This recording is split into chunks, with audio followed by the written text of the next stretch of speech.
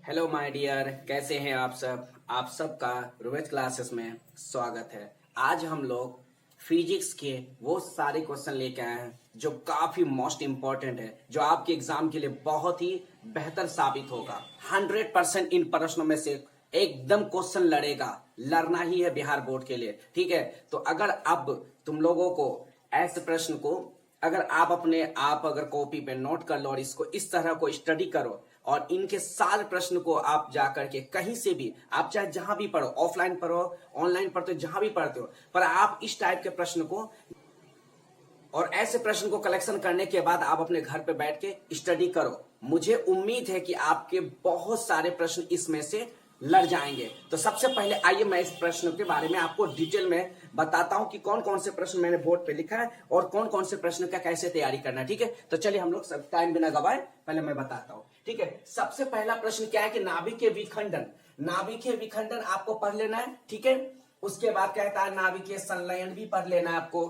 बात समझ में आ गया होगा। उसके बाद एक प्रश्न आया कि हमें क्या कहता है कि हमें ऊर्जा के वैकल्पिक स्रोत की ओर क्यों ध्यान देना चाहिए। कहने का मतलब क्या, ऊर्जा की ओर हमें क्यों ध्यान देना चाहिए। ऊर्जा के लिए और कोई अगर ऑप्शनल है तो उसको चुनो, क्योंकि ऊर्जा की बहुत तेजी से खपत हो रही है। ठीक है, तो इसीलिए उनकी बचाव के लिए और उनके अच्छे काम के लिए तो कहता है कि विकल्प चुनो। उसके बाद नेक्स्ट प्रश्न आप पढ़ लीजिएगा क्या कि अवतल दर्पण के उपयोग को लिखे, यानी अवतल दर्पण के कोई दो उपयोग को लिखे। ये बहुत ही मोस्ट इंपॉर्टेंट क्वेश्चन है। जो भी यहाँ प्रश्न दिया सभी के सभी मोस्ट इंपॉर्टेंट प्रश्न है। फिर क्या कहता है, जब आप अवतल दर्पण के बारे में पढ़ेंगे ना तो आपको उत्तल दर्पण के बारे में भी पढ़ लेना होगा। तो आपको याद रखना होगा कि उत्तल दर्पण के भी कोई यानी दो उपयोग को लिखे, यानी उत्तल दर्पण के दो उपयोग को भी लिखें। ठीक है, और जितने भी मेरे स्टूडेंट हो मैं उनको ये बात इतला करता हूं कि आप अपने टाइम को बचाओ। ठीक है, क्योंकि जितना टाइम बचाओगे आपके लिए उतना ही बेनिफिट होगा।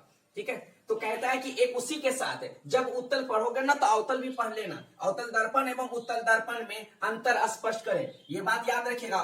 उत्तल दर्पण या अवतल दर्पण और उत्तल दर्पण में क्या बोलेगा, दोनों के बीच में कंपेयर करने बोलेगा, यानी उसका अंतर स्पष्ट करें। उसके बाद नेक्स्ट प्रश्न उसी तरह क्या कहेगा, एक और प्रश्न यहाँ पर दिया हुआ है, क्या कहता है कि अवतल लेंस एवं उत्तल लेंस में अंतर स्पष्ट करें। उसमें दर्पण था, इसमें लेंस है, दोनों में दोनों बात का एकदम याद रखना है, भूलना मत। ठीक है, उसके बाद प्रकाश के परावर्तन के नियम को लिखे। ठीक है, प्रकाश के परावर्तन के भी नियम लिखने बोलते हैं और प्रकाश के अपवर्तन के भी नियम लिखने हैं। ठीक है, और तारे और गढ़ को, मतलब कि तारे और गढ़ के बारे में भी लिखने आएंगे अंतर स्पष्ट करने के लिए। ठीक है, उसी तरह से कहता है कि एक अवतल दर्पण में सिद्ध करे कि 1/v + 1/u = 1/f। इसको सिद्ध करना, ये 5 नंबर के लिए आएंगे। उसके बाद कहता है कि दृष्टि निर्बंध क्या है। दृष्टि निर्बंध क्या है, उत्तल लेंस की फोकस दूरी निकालने के लिए एक यानी कि विधि का वर्णन करे। कहता है एक उत्तल लेंस की विधि को निकालने का जो है वर्णन करे। उसके बाद चालक, उसके बाद कहता है कि चालक, अचालक, अर्धचालक एवं अतिचालक में साधारण व्याख्या करे, यानी कि इनके बारे में पूरा लिखो भी और साथ ही साथ इसके उदाहरण भी देते हुए चलो।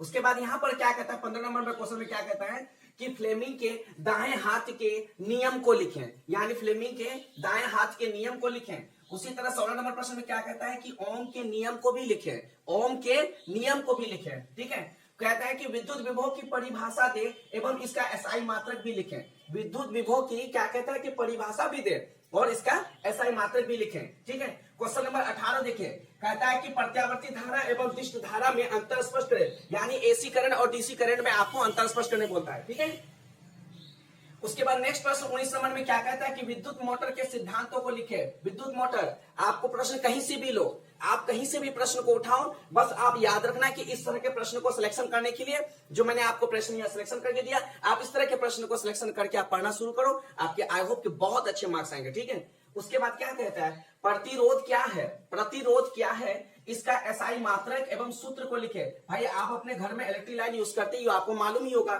ठीक है, उसके बाद मानव आंख में दृष्टि दोष क्या है, यह कितने प्रकार के होते हैं। मानव आंख में दृष्टि दोष के पूछ रहे हैं कि मानव आंख में दृष्टि दोष क्या है, यह कितने प्रकार के होते हैं। तो आपको मालूम होगा कि आंख बहुत ही अनमोल चीज है, तो आपको आंख के बारे में अच्छी जानकारी होनी चाहिए, तभी तो आप अच्छे नंबर लाएंगे। ठीक है, चलिए एक क्वेश्चन दिया हुआ है कि पानी में रखा हुआ सिक्का उठा हुआ दिखता है क्यों। यानी कि कोई सिक्का पानी के अंदर, एक टब के अंदर या बाल्टी के अंदर सिक्का गिरा दिया गया है, और उस सिक्के को जब आप गौर से देख रहे हो तो लग रहा है कि वो सिक्का ऊपर की ओर उठा हुआ है। ठीक है, तो आप इनका भी डेफिनेशन अच्छी से याद कर लेना और इनके डायग्राम को भी अच्छे से समझ जाना। ठीक है, तो ये भी प्रश्न आप याद कर लीजिएगा। उसके बाद फ्यूज की तार की 3 मुख्य विशेषताएं लिखिए। जाहिर है भाई, घर में इलेक्ट्रिक लाइन है तो तार फ्यूज तो होती होगी, तो फ्यूज हो रहे तो उसी फ्यूज तार की विशेषताओं को लिखने बोलता है। ठीक है, उसके बाद एक कहता है कि एम्पियर की परिभाषा दे। जाहिर है, घर में इलेक्ट्रिक लाइन है तो धाराएं आती होगी, नाप तोल करने के लिए तो होता ही है। उसके बाद एक प्रश्न क्या दिया 25 नंबर में कि स्वच्छ आकाश का रंग नीला क्यों होता है। यानी स्वच्छ आकाश का रंग नीला क्यों होता है। अब ये बात तो आपको समझ में आएगा। आगे आपको इस तरह के जितने भी मैंने प्रश्न दिया, इन प्रश्नों को अगर अच्छे से प्रिपेयर करोगे तो मुझे उम्मीद है कि आपके बिहार बोर्ड में अच्छे मार्क्स आएंगे। ठीक है, और रही सवाल, अगर आपको इसके अलावा अगर फिजिक्स के और भी कुछ प्रश्न की अगर जरूरत हो या इनके अगर आंसर चाहिए, या आपको अगर आंसर चाहिए तो आप कमेंट में लिखना, और नहीं तो आप फिर अपने से इंतजाम कर लो और अपने से बच्चों तैयारी करना शुरू कर दो। ठीक है, तो जो भी मैंने प्रश्न यहाँ बताया ये बहुत ही मोस्ट इंपॉर्टेंट और बहुत ही पावरफुल है। अगर आज भी तुम इस बात को गौर से देखोगे तो ये सारे प्रश्न में बहुत ही जान है, क्योंकि ये जितने भी प्रश्न मैंने दिया है ये बहुत ही मोस्ट इंपॉर्टेंट है। तो बेहतर होगा कि आप एग्जाम के लिए अच्छे से प्रिपेयर करो, और इनके जितने भी आंसर है आप जहां से निकालो, चाहे आप टेक्स्ट बुक से निकालो, क्वेश्चन बैंक से निकालो, या ऑफलाइन से निकालो, या ऑनलाइन से निकालो, किसी भी चीज, किसी भी प्लेटफॉर्म से आप निकालो, और निकाल करके बस इस तरह के प्रश्न को याद करना शुरू करो। आई होप कि आपके एग्जाम में बहुत अच्छे मार्क्स आएंगे। बस आप स्टडी करते रहो, हार मत मानना, जब तक ना जीतो तब तक हारना मत। कभी सोने के बारे में सोचा, जो सोया वो खोया। सोना नहीं है, बस जगना है और आगे बढ़ना है, क्योंकि आज मौका है कुछ कर दिखाने का, फिर वक्त चला जाएगा, फिर कभी कुछ नहीं दिखा सकोगे।